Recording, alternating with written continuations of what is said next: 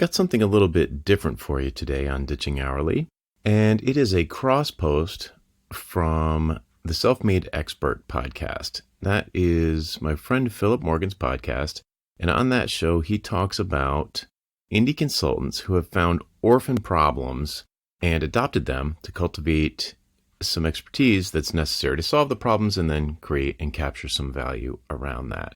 So he had interviewed me a couple of years before, and this sort of air quotes specific topic this time was to talk about what had changed in the intervening period.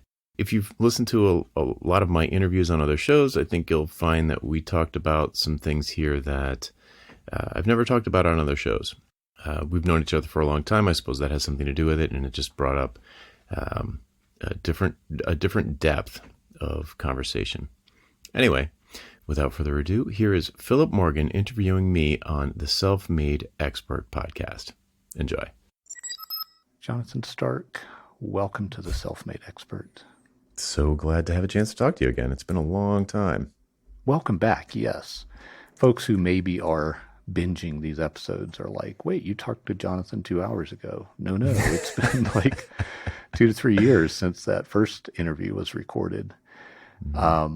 You're back. I don't know. I feel like I should say, what's changed for you in those, maybe in the last 2 to 3 years? Business-wise, I would say that really feeling the wind under the wings. The plan is working. The ship is has lifted off for sure. Like, it's been, when we first met, I think it was 2015 or so, and I was about to initiate a big business pivot. Mm-hmm. And it took 18 months, 24 months to feel like that was done, without having to sell my house or something, like maintaining a level of income but building a new business at the same time as running an old one. And that phase ended, and then it was like, okay, wow, I did it. And then kind of didn't look too far beyond that point leading up to it. It was kind of a milestone moment, but it's been a few years since then. And now, slowly but surely, I've been able to orient my activities around the mission that the business was created to fulfill, and think way less about maybe I should try this and tactics and experimenting and, what's going to have the most bang for the buck and all of there's a lot less experimentation and a little bit more like, okay, just, drop plow and do work. So for me, what does that mean? That's all very high level. What does that mean? That means that I can write and do podcasts pretty much full time. Yeah. And which I absolutely love.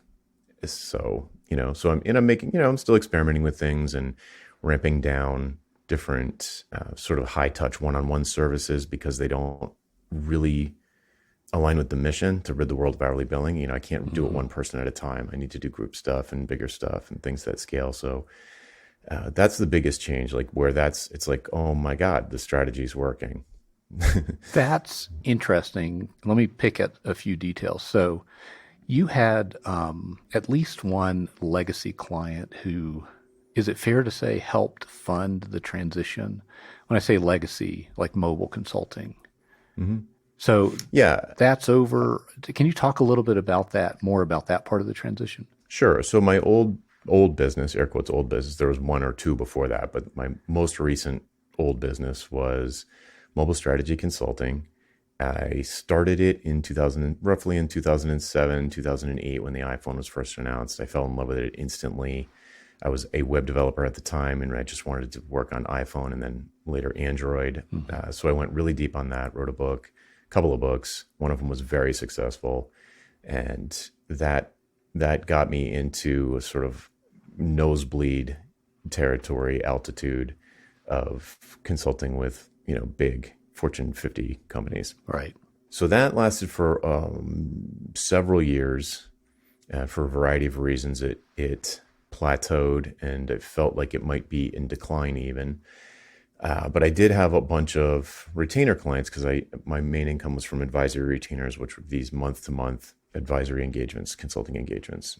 And so basically what I did was in 2016, I published a book called Hourly Billing is Nuts, and that was my line in the sand, like where I went really public with a product for my new business, which was going to be business coaching for software developers on how to stop trading time for money. And once I sort of fired that shot, then there was kind of no turning back in my mind.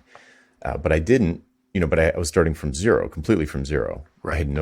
I had essentially no list. I had blogged a little bit, which ended up being what the book was. So I had essentially no content other than the book.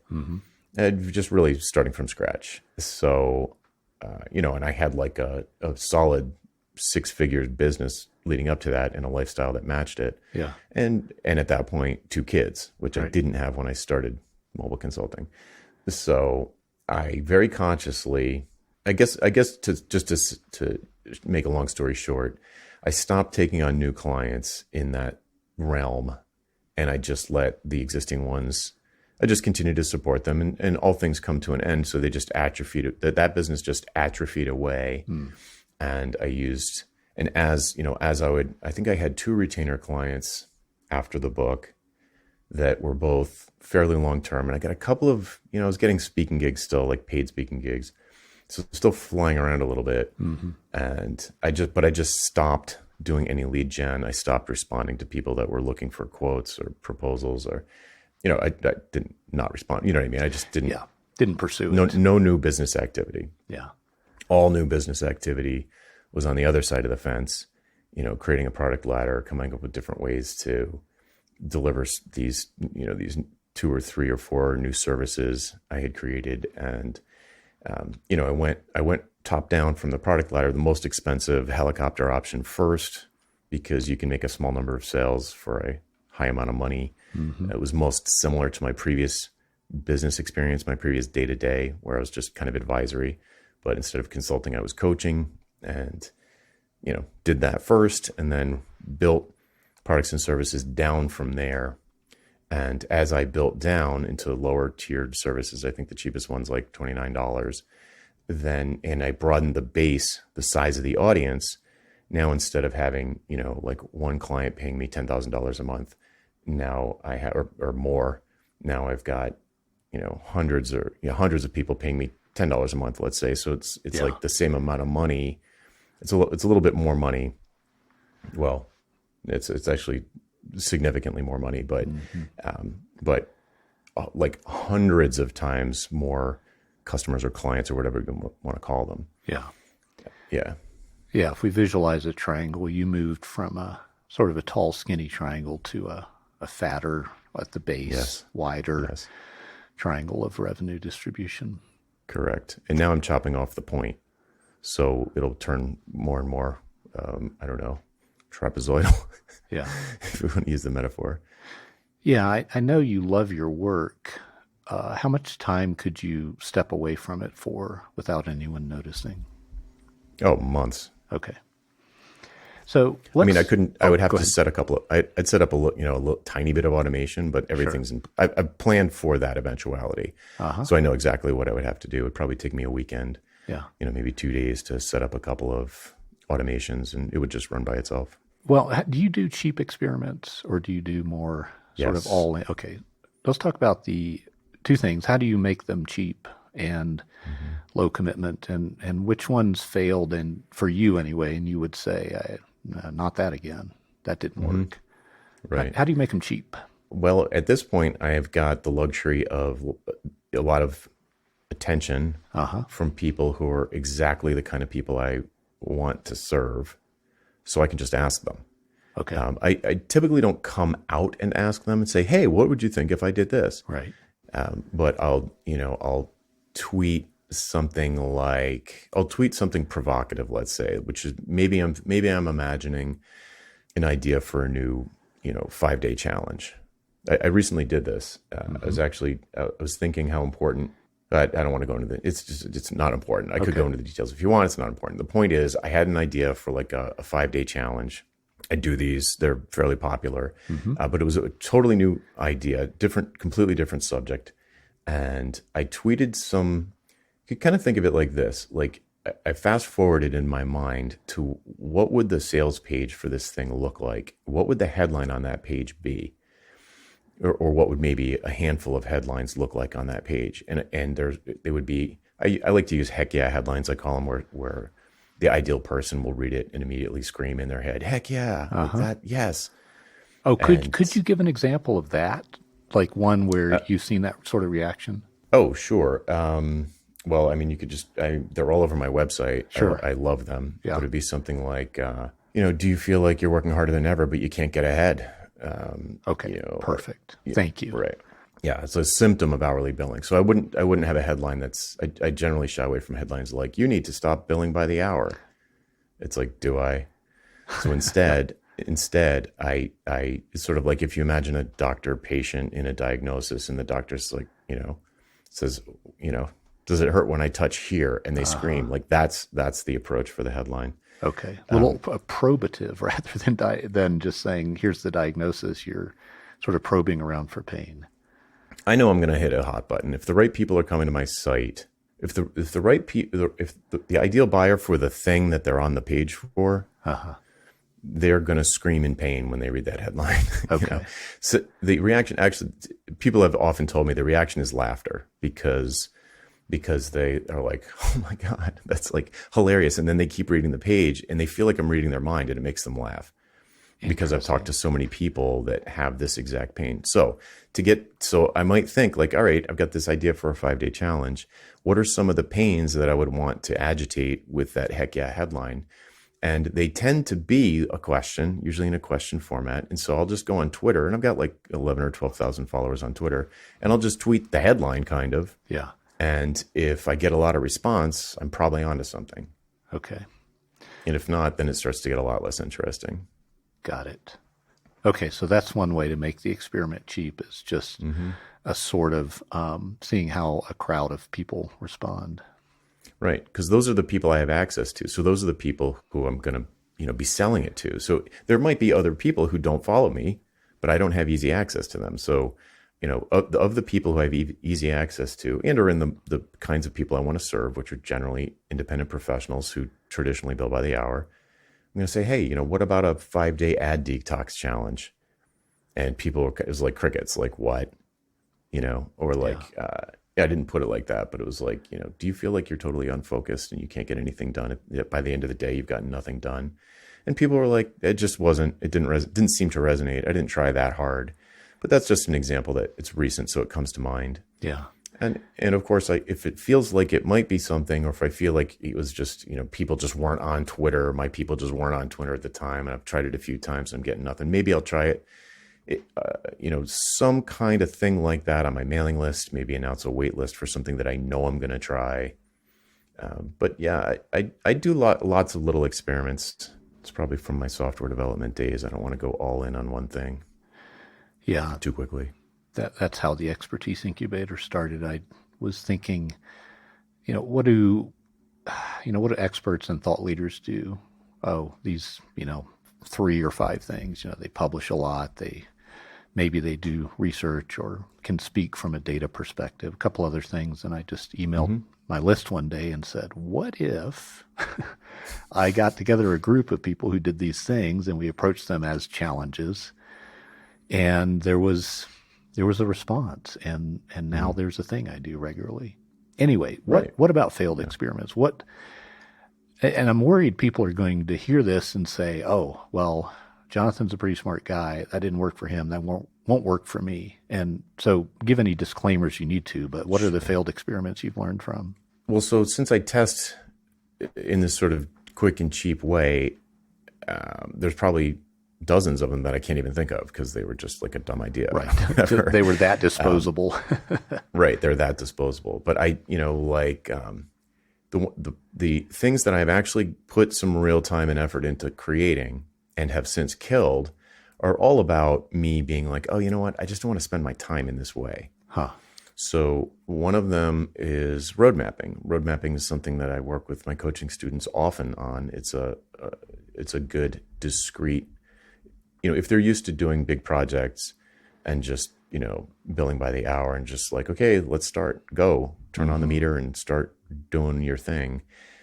Road mapping is often an easy chunk or an obvious chunk to break off from the beginning of a project that you would do, perhaps before you even quote like a big software build or something like that, where the client knows that they don't know what they don't know. Right. And they can't even ask you, or they can't even answer your very good questions about why do this, all the questions that you would ask before a big project. So then you could propose a roadmap and say, well, let's actually do some diagnosis here. We'll come up with, I'll interview the stakeholders. I'll interview your top 3 clients. We'll make sure we have some kind of make sure that there is a positive business outcome that we can build toward before we just start building something and just kind of like hope, we'll build it and hope people will come. Like, no. Mm-hmm. So I did road mapping. It was an obvious choice for me for those reasons, because it was an obvious choice for me when I was a software developer, and it worked. But I found that, I would interview someone for, sometimes up to 2 hours, which is fine. I don't mind that at all. But then it would take me about a week to draw up a report with kind of like a roadmap. Like here, if I were you in your situation, knowing where you are and where you want to go, here are the things that I would do. And it was torture writing those. I can't explain why. I love writing, but for some reason, I think it just occurred to me, I think I know the reason why, because I was putting that much work into something that only one person was going to be able to read. And it was like, I would write this all day long for my list or as a blog post or as a book, but for an audience of one. And so I dreaded it. I would procrastinate for 6 days and write the thing on the 7th day. I knew I hated it. Yeah. And then the last one I did, I couldn't even make myself do it. And I gave the guy his money back. Right. So if that's not a clear sign, yeah, I don't know what is. But at that point I had done maybe a dozen or 2. Uh-huh. And I was like, interesting. There's really only 2. And it got bigger and bigger. It was turning into it was a lot of boilerplate. At first it wasn't. But then as I did more and more, I was like, oh, Alice needs the same thing Bob needed. So I had created this boilerplate. So by the end, I was giving people these 100-page documents. I'm like, this is a book. So then I just turned it into a book, and now I sell it for $49. That has been for me the exact same feedback mechanism that's told me you're headed towards some partial death of your soul, Philip, if you keep doing this. And the mechanism, to be clear, is increasing amounts of procrastination on something that by every other observable metric is sort of fine, but I just start going, oh God, no. Okay, so has anything changed on Twitter in the last 3 minutes? Because I'm going to check again. That stuff starts happening. Yeah. Well, maybe we should camp out there for a minute. I think there's 2 kinds of the resistance. There's you're doing something scary and worthwhile. And then the other kind that I'm talking about, which is, oh God, no, can't be how I'm going to spend my life. And in this case, it was doing client work. You're right. Yeah, it's different than Pressfield's resistance. Right. It's straight up like, this is not the best use of my time. Yeah. It's just, I cannot make myself, I did the same. It's funny now that we're talking about it. I knew I had written my last software book when I canceled my last software book contract. Yeah. So I had done several books in the software space, 3 or 4 of them for O'Reilly. I had a new contract with O'Reilly. I could not, I'm telling you, I'd written probably 5 or 6 professionally published books by that time. I could not make myself write this book. And I said, you guys, I can't do it. I have to give you your money back or break the contract, or, you can put it towards speaking fees or whatever you want to do. I'm not writing this. I can't make myself do it. So let me ask you this, Jonathan. Let me pretend to be someone who I'm not that different from. And that someone says, and this is an internal dialogue inside my head. Okay. So that someone says, there are people in this world who, live on, I don't know, $2 a day or whatever. They're basically starving. Mm-hmm. How can you be so something? I'm not sure what word goes in there. Spoiled? Yeah. How could you be so spoiled to scoff at making decent money, doing a thing that, and you seem so whatever, privileged or whatever. Like how could you turn that down in favor of something uncertain that may not pay off immediately? Or do you get the voice that Oh I'm yeah, trying to like? You probably right. don't Like I'm have throwing that. away something that someone would kill for. There you go. Well Yeah, said. How yeah. do you deal with that, or how do you advise people deal with that? It's probably mostly an internal monologue. Most people are not going to hear that from the outside. They're going to hear it from the inside. Well, you gotta realize I lived in a van. Like I've been all the way down. So I was a Not down musician by for the a long river. time. Oh yeah, exactly down by the river, literally in the IHOP Okay. parking lot for real. So over time, I stacked the bricks. I put in work. I switched careers multiple times. It wasn't a straight path. I have a music degree for God's sake. It's worthless. You know, I love the story you tell about sometimes your shampoo was, which you stored in the frozen. van where you slept, was sometimes frozen when you went to the YMCA to take a shower. I had to use it. You know, obviously you're in a cold area. An ice scraper on your windshield Yeah. in the morning. You have to Yeah. scrape off the ice. The ice was on the inside of my windshield From all the because humidity. the condensation from breathing all night. I had electric socks. I was in Boston, the coldest winter on record at the time, and I needed a van, Yeah. and I couldn't afford a van and rent Yeah. because we needed to lug our gear to shows. So I said, all right, you guys, I'm gonna go buy a van. I'm gonna live in it. You guys get a new roommate, and after a few months, my warehouse job will whatever, I'll be able to do something. Yeah. And like all true struggling musicians, I ended up dating someone that let me move in with her. So it's not like but am I privileged? Yes. White guy in the US born to parents who both hung around. I mean, I have everything going for me. So I totally get it. I'm totally born on third base, but I wasn't rich Yeah. by any stretch of the imagination. So where do I get off throwing away things that other people would kill for? And it's like, over time, I built up a base of enough of I don't want to say security, but it is kind of like that. It's a platform from which I felt like I could make staged bets. Uh-huh. So the thing with, I wouldn't start a startup. I don't have the risk tolerance for like a startup, but I do have the risk tolerance for like writing a self-published book about something I care about. It's not that risky, and it's not like the money from the book contract was like, okay, if you make $2 a day, yes, it would be good money, but it's not going to buy you a house. Mm-hmm. It's not millions of dollars. It's like a software book. They're going to sell 50,000 copies if it's a huge hit. Yeah. So anyway, but I totally take your point. Honestly, it's like, look, you got to take risks if you want to get rewards. Spend less than you make. Mm-hmm. And I also like to add in, share everything you learn along the way, So like, because maybe to your point earlier, that's what gets me excited. I just love sharing stuff I learned along the way. And if that creates value for people, then maybe there's a way I can capture some of that so I can keep doing more of it. But I didn't. My point is, I didn't start by throwing away book deals. But my first book deal, I would have done for free. Yeah. It's just so interesting to me how we navigate and create at the same time increasing amounts of opportunity for ourselves. So you listened to our last interview. Thank you. And then you said, "Oh, I've got some great sort of starting points for a follow-up conversation." And I want to read one of the ones you said. It connects with what you were saying about road mapping when you were creating roadmaps for clients, and it was this experience of creating value for one person at a time. So here's your question, which is a nice open-ended question for us to talk about. You said, "What exactly do we mean when we say I'm an introvert?" I use it, I being Jonathan, I use it to mean I prefer solitude, but I wonder if some people use it to mean I don't like sharing my thoughts.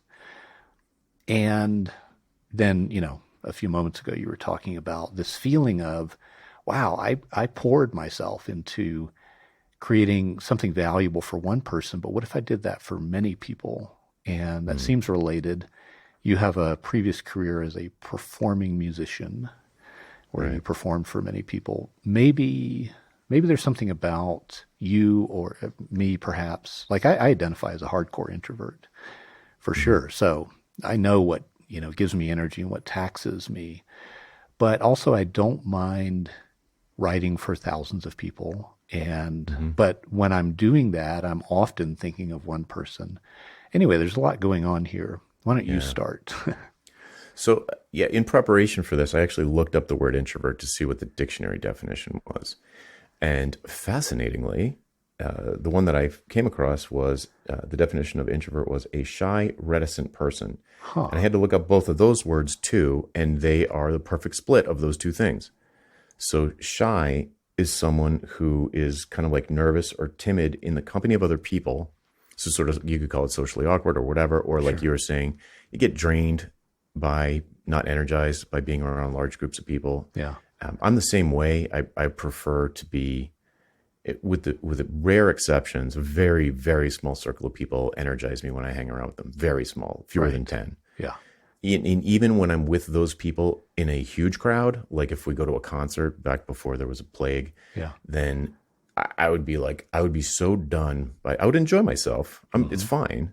I mean, I speak on stage for crying out loud. Like, it's fine. I don't mind it. And get off stage and like people mob you. And, Hmm. but after that's over, I need to like lock myself in my hotel room for the rest of the night. Okay. Like, I can take about 2 hours of like a line of people coming up to me, tops. Right.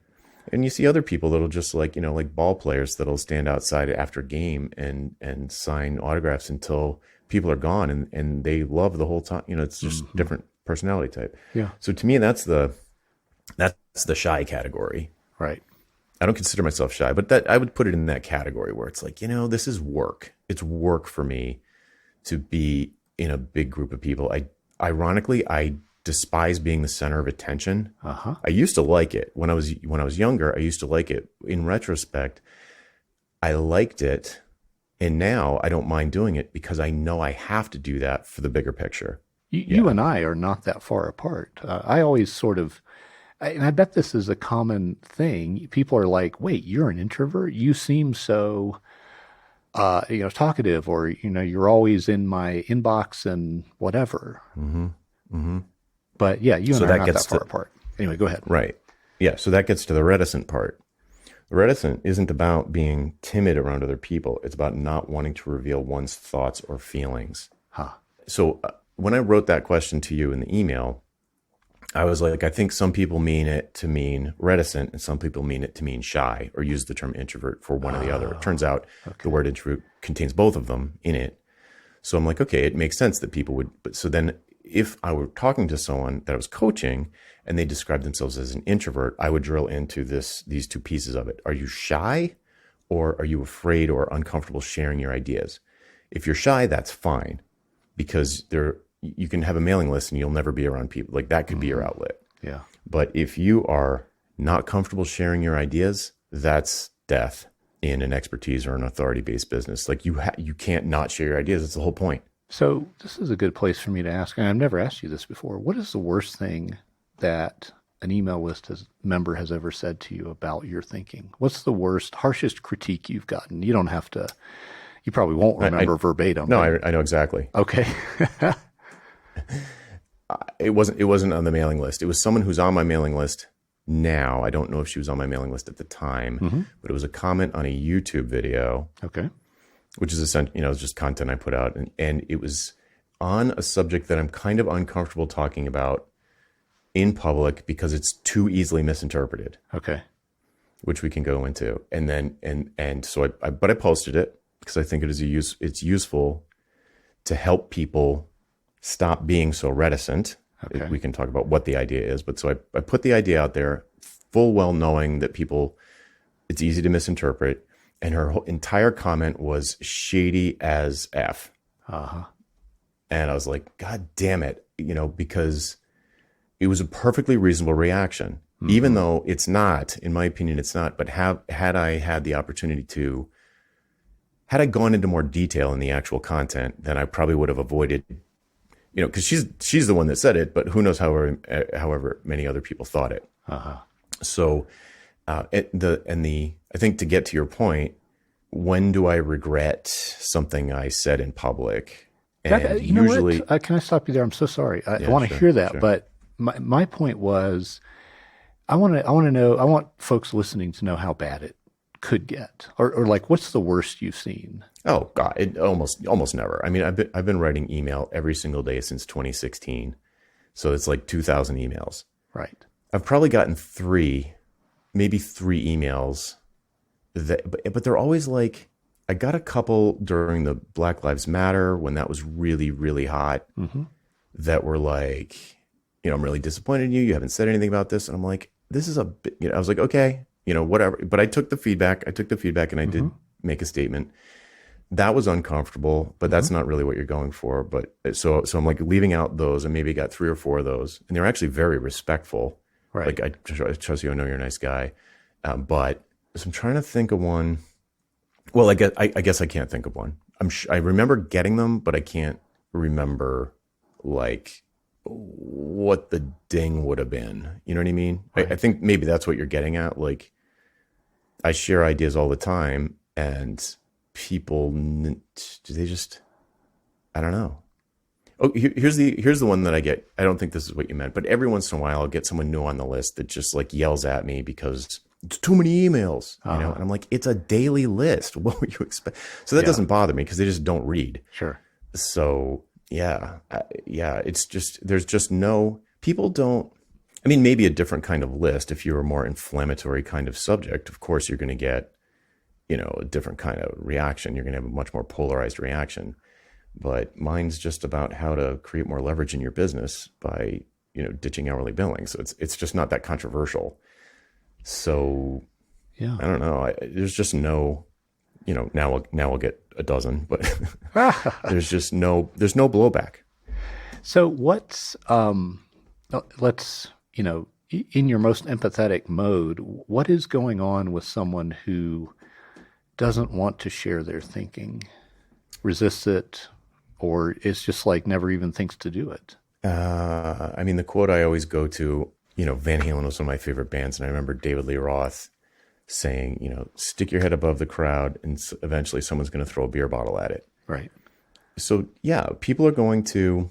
I mean, I get pushback, but it's always very respectful. People are like, "Oh, I read all your messages. I agree. I gotta push back on this one because of X, Y, Z." And sometimes they make a great point that something I didn't think of, or some assumption that I made that isn't true for them. Mm-hmm. So you do want to be open to feedback and that sort of thing. And I want my ideas to stand up to scrutiny, because if they don't, then I'm doing a bad job with my mission. Right. So if I don't put them out there so that they can kind of, I almost want to say cure, like, if you don't expose them to other people, you don't know whether or not I mean, I was going to say whether or not they work, but they won't work if they're just in your head either. So like, the whole, every email I send is an experiment, kind of like I'm trying to come up with some new way to get the same old message across. Yeah. And it's wild how I can write about the exact same thing every day, but just in the context of whatever happened to me that day.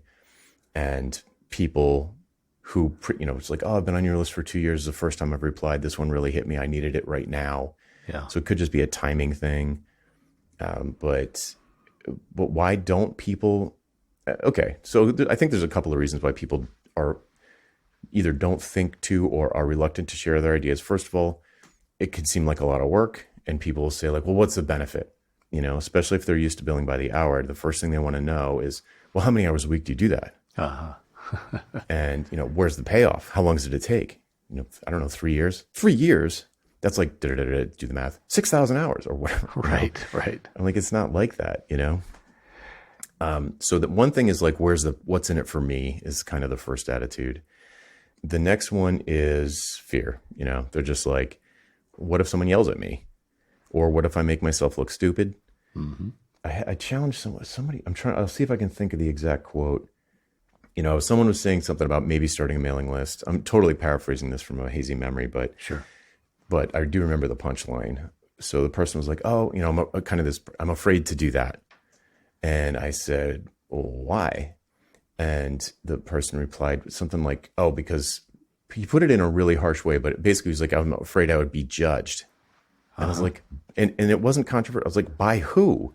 And this is going back and forth on email. And so like some time passes and he emails back and he goes, actually myself. So he had it in his mind. His excuse for not doing it, or his procrastination for not doing it, was that he feared being judged. And I'm like, who's going to judge you for this idea? Right. And he was like, nobody. And then he was forced to admit that it was himself. That's So there can be a beautiful moment for that person to yeah. to realize where the enemy is. Yeah. Right. It's like, do you want to stick your head above the crowd? What if somebody does throw a bottle at it? You'll live. So let me share something I don't think you know. So when folks opt into my email list, the email list software just bounces them to a survey. The survey is totally optional. But I have found that's a moment when maybe I have more of that person's attention for that moment. And so I can ask some questions, what brought you here? What are you trying to do? Kind of questions. But one of the questions specifically that I ask is, what is your vision for impact? And that's exactly how it's phrased. And it's a big open-ended text field. And Jonathan, it's so fascinating to see what people say. And I am worried folks would misinterpret what I'm about to say as coming with a tone of arrogance or something. But it's astonishing to me how many people don't have anything to write in there that is much beyond, I want to help my clients, and I want to sort of want to, make them mildly more effective. Yeah. And again, I would hate for someone to hear this and think, oh, that Philip guy's so arrogant. Because that's not where I'm coming from. But my conclusion after seeing hundreds of these survey responses is most people don't have something they could articulate that is like what you've touched on several points today, a sort of a mission, a feeling of, I want to make the world a better place in this specific way. And I want to do so beyond the scale of the client I'm helping now.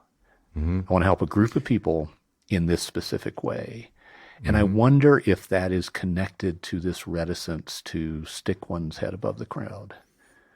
You know what? That triggers a connected thought, which I think the answer to your question is yes, because I have found that people who are very shy and people who are uncomfortable in the spotlight are perfectly happy to get up on stage and completely light up when they're talking about their mission.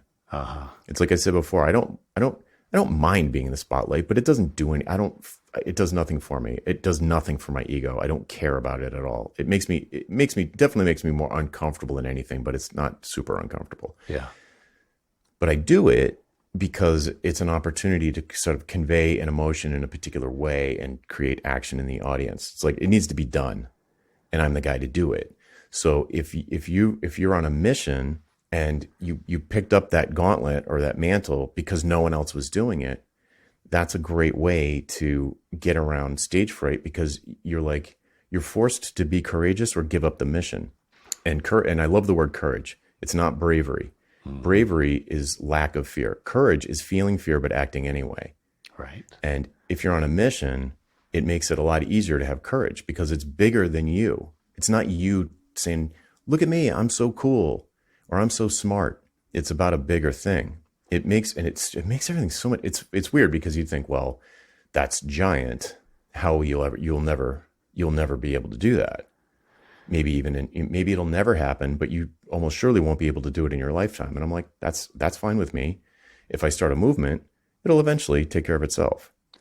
So you'd think it would be more work to start a movement. That sounds kind of arrogant too, but to do that, it makes a lot of other things a lot easier. Especially if you're uncomfortable talking about yourself, if you feel like that would be egotistical or something. Yeah. I almost never talk about myself except for like a funny story from the day or something self-deprecating. Yeah. It's almost always, it's about the mission. And I think I've seen more than once, not constantly, but I've seen more than once people who are not natural entrepreneurs or natural business people. who are introverted, and they always say the same thing, like, who am I to say blah blah blah. And I just want to do better work for better clients and be paid well for it. Just like you said, I get the same thing. It's like 90% of the replies are like, I just want to do better work for better clients and get paid better. Yeah. Yeah, I mean, it's just, that's a great place to start. It's a great place to start because you're worried, at least your clients are in there. Some people are just like, I want to have $1 million. I want to be rich. I'm like, we cannot work together. Right. I don't. That gives me no starting point. But as long as someone expresses an interest in creating value or making the lives better of someone else, that's a great starting point. And I think it'll make your life even easier and give you bigger impact if you think even bigger. Like not just this client or the 3 clients you'll have this year or the 12 clients you'll have this year. What about 1,200 customers?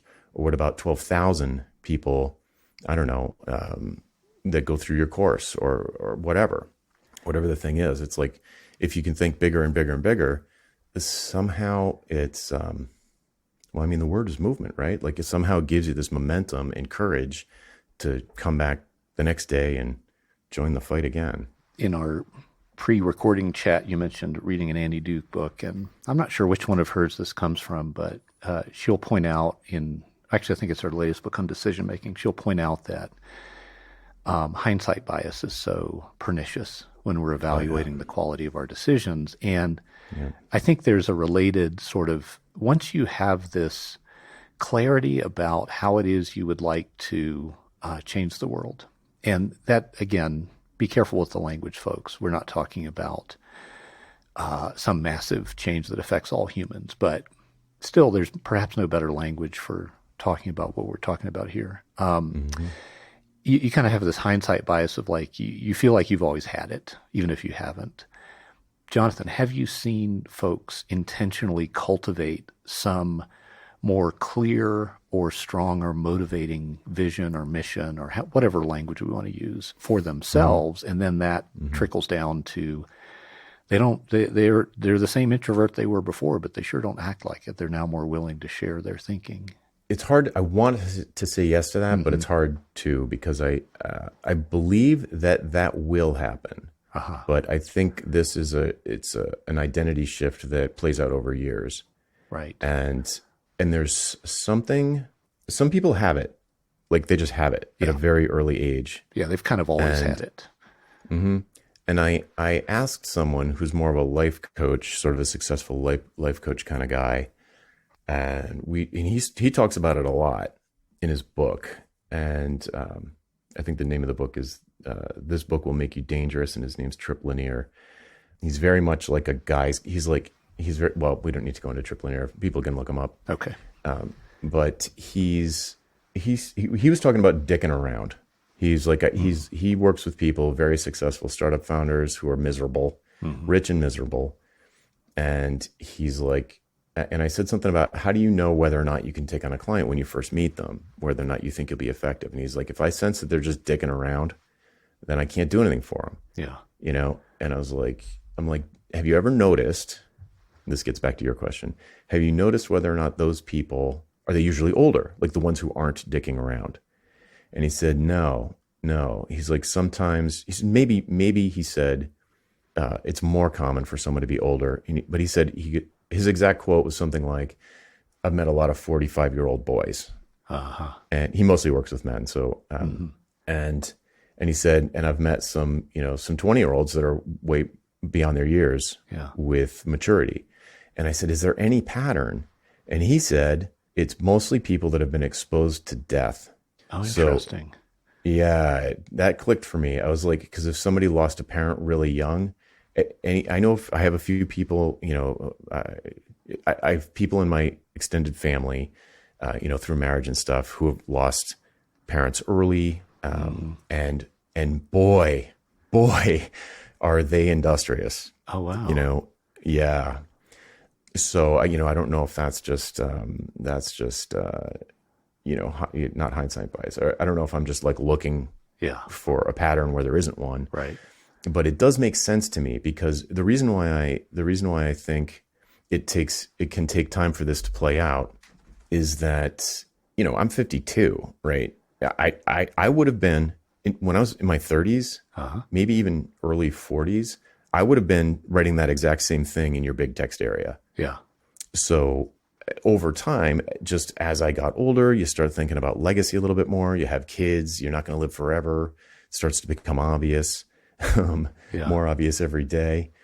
And you start to get, start losing aunts and uncles. My grandparents were long gone, but, start losing aunts and uncles that are younger than my parents. And it's like, okay, this is coming for everyone. Yeah. And start to think like, well, okay, I have this sort of stability. So things like legacy and opportunity cost really become front of mind. But that takes that, if 30-year-old me was listening to this, it's going to take me 20 years before I get there. So I cannot make myself say that you can't coach someone on this. Like I'm sure you can. Somebody might be close and just need to be tipped. But I think if you're not close, it's going to take a while. So 2016 was a sort of red letter year for you of this crystallizing, this mission. You've called it a mission. That's fine. Yes. This vision for impact, whatever. How long? This is such a I'm not going to actually believe your answer to this question, but I'm curious anyway, because I wouldn't believe my answer to this question for what it's worth. How long would you have invested in doing less desirable stuff to pave the runway so that you could start to see traction with this vision, this mission? And maybe you didn't think about it in those terms at all. Maybe you want to reject the question. I don't even understand the question. Well, it's 2016. You're like, I want to do this new thing. I'm doing this other stuff that, I could milk it for a little longer, right? The mobile consulting. Yes, I could have milked it for a lot longer. Yeah. So that's how you paved your runway. And how long would you have kept doing that, waiting for traction with the new thing before you gave up on the new thing? That's a more succinct way to say it. But okay. Anyway, I knew it was going to be a long game. I knew what, it was a hazy, but I had the rough bones of what it was going to be. Yeah. What the new business would look like. So, like a business model, I knew that it would take components of, I was basically doing the thought leadership thing in the mobile space. And I was going to be doing thought leadership stuff in the new space, the ditching hourly space. And I had evidence going back to when I made my previous pivot, which is before I started the mobile business, I was a FileMaker developer and I was well known there because I wrote and spoke. And I was just going to kind of do the same thing with the new business. The difference was that I was starting from zero with audience. Everybody on my list knew me as I was positioned in one way, and I was going to completely abandon that and go to a brand new thing where previously I'd done these kind of half pivots. But I knew, because I had been writing about this stuff when I left and started my own consultancy in 2006. I left a firm that was very successful, and I was like the VP managing a bunch of people. And when I left, people were like, "Are you crazy? That's a dream job." And I was like, it is a dream job, but I want to stop billing by the hour because I had this like religious experience practically. Yeah. So I was like, I don't want to crash this company. There's a lot of mortgages on the line here. There was like 10 or 15 employees. Yeah. And I didn't know what the hell I was doing. I had to go figure it out. And I didn't want to drag everybody through that with me. It was time for a change anyway. I wanted to move. Also, a lot of things came together at the same time. So I went and did it. And when I did, I think a lot of people, I had a lot of colleagues, lots of colleagues who I knew on a first name basis. And a lot of them were really watching with great interest from the peanut gallery. Is this going to work? This, he's talking big about this, but there's no way this is going to work. He's going to get killed on scope creep, all of the normal objections to not billing by the hour. And then at the end of my first year, I had like doubled my income, and it just got better every year. And so people started asking me from that crowd. They started asking me like, I wasn't pushing it. People were like, "How do you do that? How did that work?" So I knew there was interest. I had enough experience in a space that billed by the hour that I knew there were millions of people. The market was totally big enough. Yeah. It's still like shooting fish in a barrel compared to like, we help businesses get smarter and, stuff like that. But, I was like, this is going to work. I had no doubt that it was going to work. Okay. I just needed to carve out enough time from my existing business so that I could go in on it. Your question was, when would I have quit? What if I was wrong?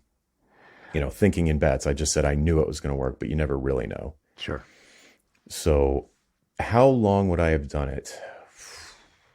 I'm going to buy you a minute to think about that. It's clear that you, at that time, were not thinking, I'm going to give this 5 years, I'm going to give this 3 years, or whatever. Mm-hmm. It seems like the leading indicator, you looked at that as clear-eyed as you could and said, oh, this is clearly going to work. So maybe that's the answer to the question. Anyway, I bought you a minute. What? Let's come at it like this. How many years would have to go by for me to be like, this is not going to work?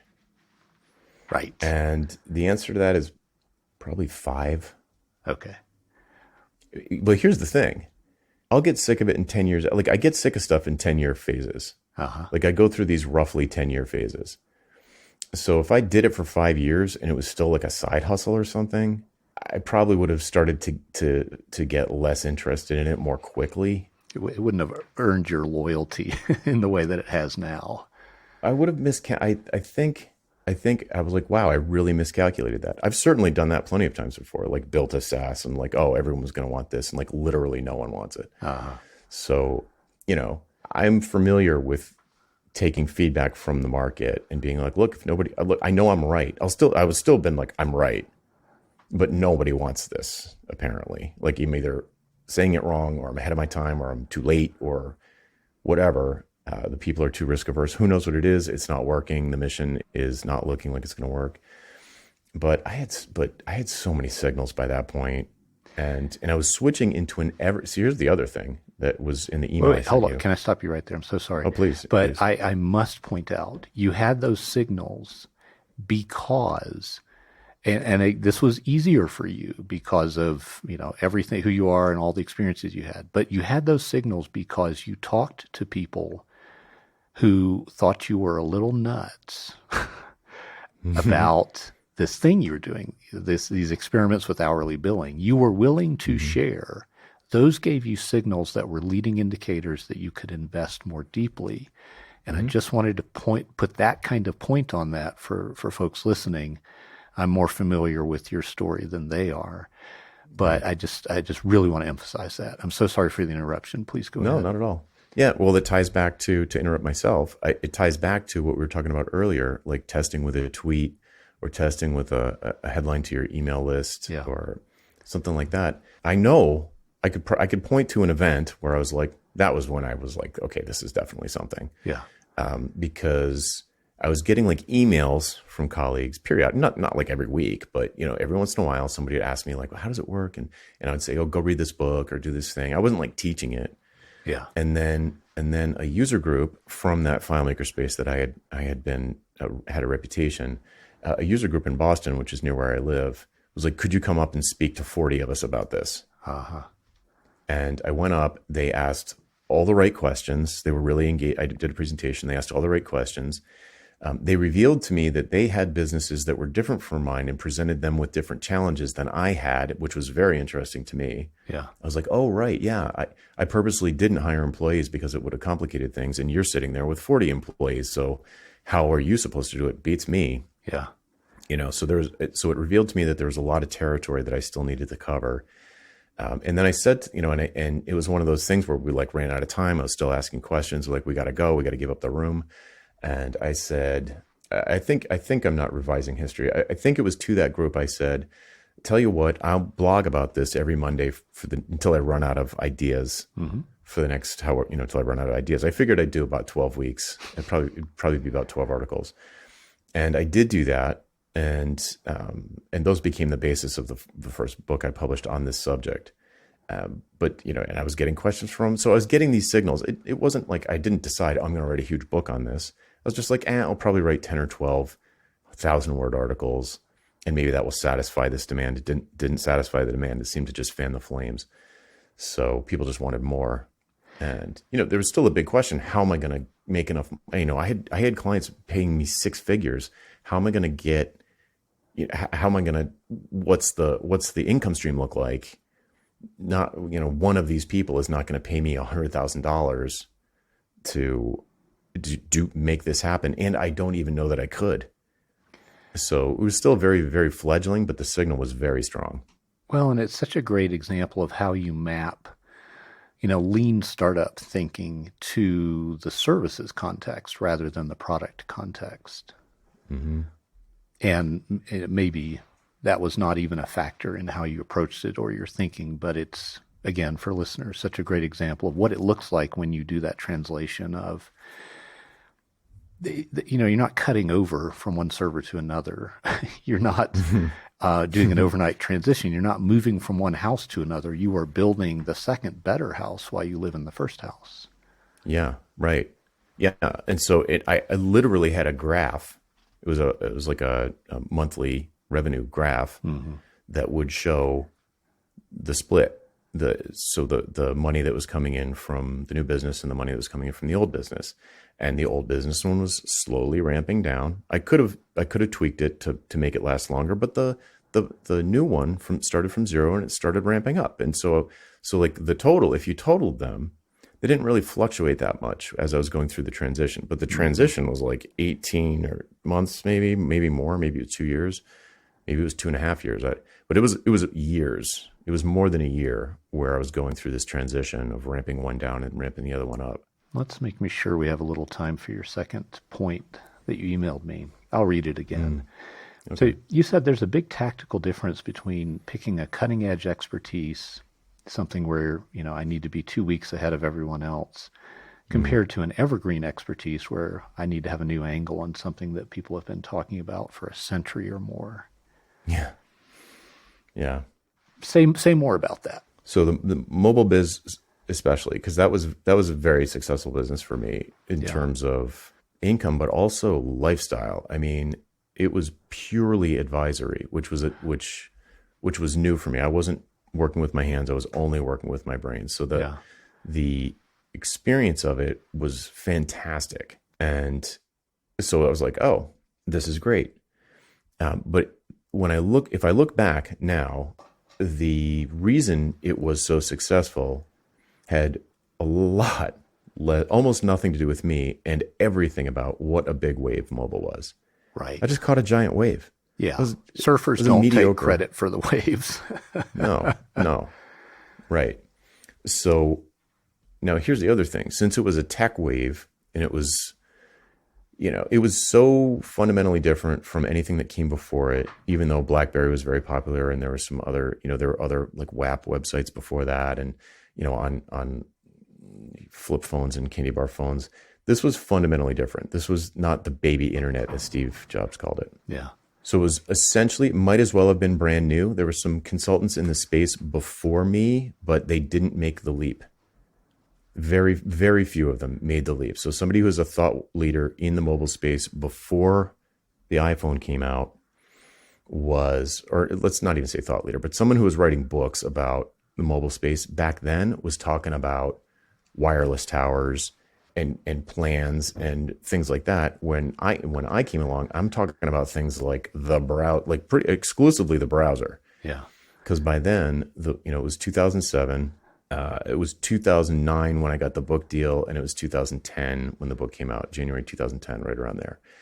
And for me to become one of the top 5 global experts on this thing was not hard. Yeah. The only thing different about me than any other web developer on planet Earth in 2007 was I was excited enough about it to really dig in. And you're going to love this, and write about it. Yeah. So what happened very quickly was, since this thing was brand new, I could promise you I was one of the top experts in the world because it just came out.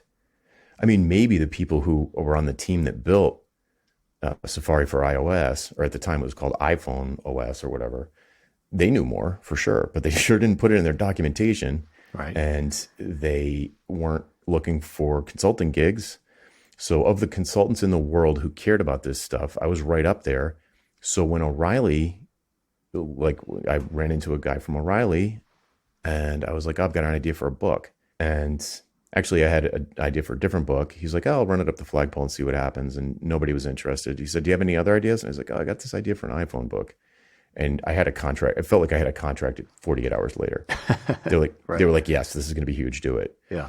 So the point is, I knew I was right. Like they're like, look, nobody knows more about this than me. Maybe Max Furtman or Brian LaRue, like a couple of people. Mm-hmm. You know, PPK. It was like I could list them. There were so few, and it's so brand new that I don't know. There's this certainty that you're right. You know, like Can I this say is it? how offline app cache works. Can I say it? In the land of the blind, you go ahead and finish it. Precisely, exactly. The one-eyed man is king. So Yeah. it's like, yeah. So I just needed to stay like a few weeks ahead Right. of anybody else, and if you do that for a couple of years and then write a book, because you really got to you're like, oh, this is going to be in print. Like I want this to be right. Yeah. You know, so you really go deep. You double check everything, and you've got tech editors that are double checking. You're double checking, and at that, writing the book makes you an expert. It's not necessarily the other way around. Yeah. So then it's like, okay, wow. Now, So and then let's contrast that to, let's just pick value pricing. mhm. Who came before you in the great lineage of thinking about pricing professional services, or however you want to frame it? Like, who came before you? Because I think there's an opportunity here to contrast what you just talked about with what you're doing now. Yeah. So specifically using those terms, Alan Weiss is very well known for that. And I think his value-based fees book came out in the 80s.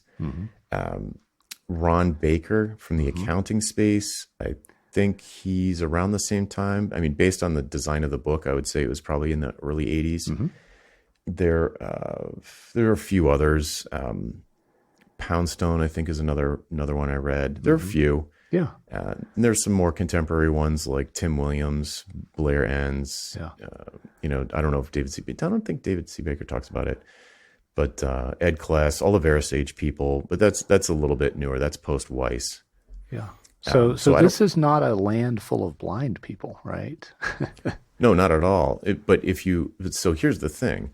Some of the things that you have to do, absolutely must do in order to make value pricing work for you, touch on core sales philosophies that go way back to the 60s. I think you might have been the one that turned me on to the Secret of Selling Anything by Harry Brown. And that's from the 60s. Dale Carnegie's book. I mean, these some of the things that you need to do in a sales interview with a prospect that you're going to ultimately value price are like, go back as far as you want to go back in terms of sales books. Right. You know, it's like, because you can value price all day long, but you still got to close the deal. So it's like, how do you close a deal like that when the price is most certainly the highest one that they're going to get from any provider? Yeah. How do you differentiate yourself? Positioning is critical as well. And that, you know, if you want to, consider positioning specifically, I guess that goes back to the recent Trout book, which was also in the 80s. Yeah. But it goes back to more general marketing principles, back to Ogilvy and Mad Men and all of that stuff into the 60s. Yeah. So when you're playing in that space, you better have think of all the research you'd have to do to not accidentally plagiarize something or like flat out copy something, reinvent the wheel, and be like, "Look, I invented a wheel," and everyone's just looking at you like, like back of the line noob. Right. Yeah, that's embarrassing. I mean, we all do that in our enthusiasm about new ideas that are new to us, and then we're like, "Oh, crap! People have been talking about this for 30 years." I've done that. You're gonna love this. When I was in high school, that was when I fell in love with electric guitar, and I had a whammy bar on my guitar, and it's like this metal bar that allows you to depress the bridge and make the strings slacken and changes the tone. And it comes off, so you can put the guitar in the case. And one time I had the whammy bar off. I was taking it off to put the guitar away, and I dropped it, and it slid along the strings. And I was like, "Whoa, that made like a noise!" And I picked it up, and I'm sliding it up and down. I thought I invented slide guitar. It was like I was like, "Check this out!" I'm like, sliding the whammy bar up and down, and like playing, like, dude, that's slide guitar, you nincompoop. That's amazing. Yeah, it's that exact thing. Right. I'm going to be famous. I invented this new sound. Right. I was just an idiot, I had no idea. But You're referencing something I think a lot of us can identify with, which is that hunger to, do something new or to bring your audience something new. Mhm. And you're not in the land of the blind anymore. And Right. so I think you have ideas about, what do you do that's different than the mobile consulting space? Right. In the mobile consulting space, it was just like keeping up with the latest and greatest tech. Right. Every time you knew exactly what to do. The tactics were obvious. You just had to follow the news. Yeah. And then whenever a new software version was released, you tested everything. It was like, but it gets boring. Yeah. And that market was when mobile plateaued at the top of the S curve, everybody jumped to like ML and AI and blockchain and all these other hot new Gartner hype cycle Right. technologies. And I was like, wait a minute, what about mobile? Which I'll point So out, very few of which are on the magnitude and scale of change that what Ben Thompson would call continuous computing represents, or maybe ubiquitous computing. That's really yeah, what mobile was a giant sea change. dude, mobile toothbrushes, pencils, literacy aren't on the scale of mobile. Right. Like Yeah. it's the biggest technology wave ever. Right. Just to contextualize, like, being, very early to that is different than being very early to chatbots, for example. Right. Something Right. that was spoken about in similar terms that I think has not panned out in nearly the same way. Yeah, even voice computing, which is clearly a non-trivial thing, is nothing. I mean, I caught the biggest tech wave that has ever been. Right. So, so bear that in mind.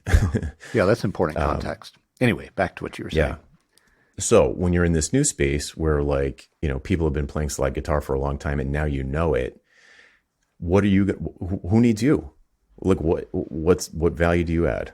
Right. And Which for me, so sorry, is so much the story that the reticent to share person is going to tell themselves. yes. They're going to say, who needs to hear from me on this? Like, Alan Weiss already wrote the book. Right. Yeah, I'll tell you who, software developers, right? So like that's the whole point. There's a concept in software development called localization, where the code renders itself differently in different situations. Time zones is an obvious example, but a website that magically shows up in Spanish if your browser says you're a Spanish speaking person, or it magically shows up in English if you're if those are your settings. So localizing content is a useful thing to do. It's like if you're going to be a stand-up comedian, hopefully people understand English if that's the language you're telling jokes in. Yeah. Right. You gotta translate it into the language of the audience. And it's hard to think of an audience that is more allergic to the ideas of marketing, sales, pricing, or call it positioning. If you don't like, they don't even like, I try not to use the word marketing because they hate it so much. Right. So they are never going to read an Alan Weiss book. Right. They are never going to read Ogilvy's book. It's just not going to happen. So here's this audience who my favorite are the independent ones, who are classic technicians, straight out of Gerber's E-Myth, classic technicians who have a job without a boss and don't realize that they need to be a business person. There's a craft to business, not just a craft to software.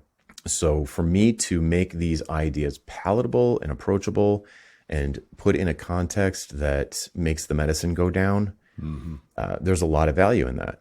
Plus, I've got what we've talked about earlier is like a bigger picture mission, which is different than any of the previous ones. Like I'm the ditching hourly guy. There's never been, I'm not aware of anybody. I guess the Verisage people are kind of on the same mission. They're out there trying to rid at least the accounting and legal professions of hourly billing. They see that as an enemy. They call it they want to kill the timesheet. That's their mission, kill the timesheet. Yeah. So I guess that they are fellow travelers on this mission that I'm on. But there's, you go back to the greats and none of them are talking about that. Nobody saw any problem with hourly billing. They just say it's not good for you. Don't do it. Do something else. But they didn't try and kill it. Yeah. So yeah, it's a whole different ball game when you're in an evergreen space. But here's the good news is that when you're in that sort of, 2 weeks ahead of everybody else space. Doesn't take long for the fast followers to catch up. And that's where I found myself in 2012, 2013. All of a sudden, all of my expertise was built into WordPress. It was built into SAP. It was built into Basecamp. It was built into like all of these things. Yeah. So all of a sudden it was like, what do we need to pay you for? Everything just works everywhere. And with the evergreen stuff, if you can translate these core, I'm trying not to say evergreen again, but if you can translate these like eternal concepts into a language that a modern audience can digest, then that's going to be a much longer game. I don't remember if we were recording or not, but you asked me earlier, how long could I walk away from this current business and have it for months? Ask me that about my mobile consulting business. Zero months. Yeah. You were essentially on call 20. I mean, part of the value prop was that you would be on call. Yeah. They only called once a month, But twice still. a month. So it was for, highly profitable, but I had to answer. Yeah. And they didn't tell you It's when like it was being the going to be fire ahead of time. Nope. No, not at all. Yeah. So just two different ball games completely. One of the things I love about your story, Jonathan, is that you made these transitions earlier rather than later. One of the things that has been heartbreaking about my work is, and it's, because a lot of my client base has been tech people, and that is so heavily skewed towards the male contingent. It's guys who are getting gray hair who show up and are like, let's talk about how I can make a big pivot in my career and specialize in a way that's going to alleviate the pressures I'm feeling. And it's not like, oh, it's too late, but it's like, wow, if you'd started 5 years ago, you'd be in a different position. That's one of the things I love, is that you articulate what it looks like to start 5 years before it's not technically too late, but on the later side of the good timing. Yeah. Yeah. Well, let's wrap up. I'm curious. So Van Halen, David Lee Roth, who was the guitarist for Queen? I always forget his name. Brian May. Yeah, I always think of Brian May's guitar tone as so amazing. What do you like about? When Jonathan was at his peak fandom of Van Halen, what did you like about David Lee Roth's guitar playing? Oh, David, he's the singer. So Eddie sorry. Van Halen. Thank you. Right. See, Yeah, there you go. Not your heavy metal is not your bag. But I wanted to be in high school. I wanted to be Eddie Van Halen. I wanted to and I was just like, I fell in love with the guitar, the way it looked, the way it felt, the way it sounded. I still love the feel of playing, but it would be a whole nother episode if we talked about like my hindsight on following the advice to do what you love and the money will follow. yeah. If you use a long enough lens, that worked for me. That was maybe the one piece of advice I can remember my dad that stuck with me from my dad. Do what you love and the money will follow. Yeah. And it's a cliche, but on a long enough time horizon, it's working out great for me right now. Yeah. And going through that phase of, first of all, having all the fun stories, that's fun. But going through the phase of trying desperately to drag people to shows, trying desperately get people to buy our stupid cassette tapes and our early CDs, and years, literally years of grinding against what I now see was a complete lack of interest. Like after doing that for years, when you see interest, you notice it. And that's what I noticed when I was at that user group meeting in Boston, and people were like, just like eyes wide, like just staring at you, like, and what happened next? And like these people cared. Like if you looked at people at one of my gigs, they would have been like, can you tell the guy in the corner to turn down? I'm trying to watch the game. And I just thought that was the way it is. It's always like that. And then you break through. It's like, no, I wasn't doing something anyone wanted. I was doing it wrong. So after a decade of beating my head against a wall of no demand, lack of interest, people basically doing me a favor to come to a show, when someone was getting value out of something I was really excited about, it really stood out. I mean, it was like, oh, this is what it's supposed to feel like. Yeah. Yeah. Yeah. Uh-huh. Jonathan, that's a great place to leave things. Where can folks go buy a CD or cassette A whammy tape bar. of your? No, I'm kidding. Where can folks check out your work? Yeah, just go to jonathансtark.com. It's the best place. There's a list of popular links right at the top of the homepage. If you can kind of like browse around there. There's my daily mailing list is the best way to get in touch with me. You can easily find links to that on the site. And yeah, I read all the messages. I get back to people as often as I can, either in groups or individually. But yeah, I'd love to hear from you. Hey, Jonathan again. Do you have questions about how to improve your business? Things like value pricing your work instead of billing for your time, or positioning yourself as the go-to person in your space, or maybe productizing your services so you never have to have another awkward sales call or spend hours writing another custom proposal. Book a one-on-one coaching call with me and get answers to these questions and others in the time it takes you to get ready for work in the morning. Best of all, you're covered by my 100% satisfaction guarantee. If at the end of the call you don't feel like it was worth it, just say the word and I'll refund your purchase in full. To book your one-on-one coaching call, go to jonathансtark.com/call, CALL. That URL again is jonathансtark.com/call. Hope to see you there.